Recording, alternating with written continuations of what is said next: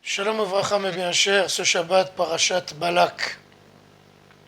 Qui est ce Balak-là? C'est en fait le roi de Moab, et qui était lui-même en soi un très grand sorcier, si on peut dire un magicien, qui toutes ces affaires-là étaient autour de la sorcellerie et de la magie noire et tout ce qu'on peut imaginer dans ce sens-là.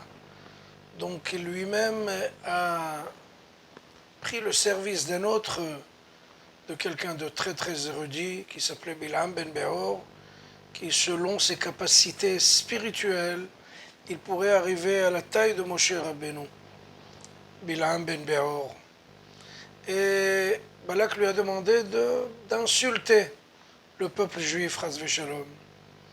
Et Bilam a tout fait pour essayer effectivement de trouver les failles, de trouver les points vitaux de ce peuple-là pour l'insulter, Chas v'Shalom. Et en fin de compte, il est arrivé à rédiger, à son avis, c'était une insulte, mais pour nous, ça a été une très grande bénédiction, un passouk qui s'appelle Matovu ohalecha Yaakov mishkenotecha Israël. C'est-à-dire quels sont beaux et splendides vos synagogues et vos bâtés midrash. Vous êtes un peuple qui a des remparts spirituels comme ces synagogues et ces lieux de prière. C'est tellement important ce que vous avez. Depuis, on écrit ce passouk-là presque dans toutes les synagogues du monde. Vous pouvez le trouver comme ça, gravé sur les murs des synagogues. Qu'est-ce qui est spécial dans ce passouk-là, Matovu Olecha Yaakov, Mishkenotecha Israël? Nos sages disent qu'une demeure peut être très riche, très splendide, avec toutes sortes de niveaux, une villa de folie, et tout ça ne veut rien dire. En fait, il faut qu'il y réside le shalom. Mishkenotecha Israël. Mishkan, c'est le tabernacle.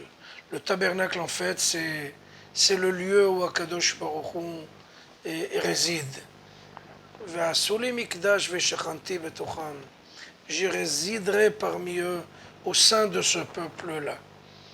Donc, en fait, qu'est-ce qu'on a tellement besoin de shalom dans nos foyers? Une maison peut être en or, en argent, en diamant, mais ça n'a aucune valeur si, chas v'shalom, la haine, l'animosité, y réside. C'est très malheureux, c'est très grave. Une maison, un foyer de Torah doit être plein de joie, de bonheur, d'embrasser les enfants, les aimer, les chouchouter, les agrandir, leur donner confiance en eux. Et en un seul mot, le Shlom Bayit, la paix dans son foyer. Vous savez, le Beth Amikdash, le temple, était de toute splendeur. Il y avait dedans l'arche, il y avait dedans la menorah, donc le candélabre, l'arche de la Torah, la table des pains sacrés, etc. Tout ça, ça n'a pas protégé ce Mikdash.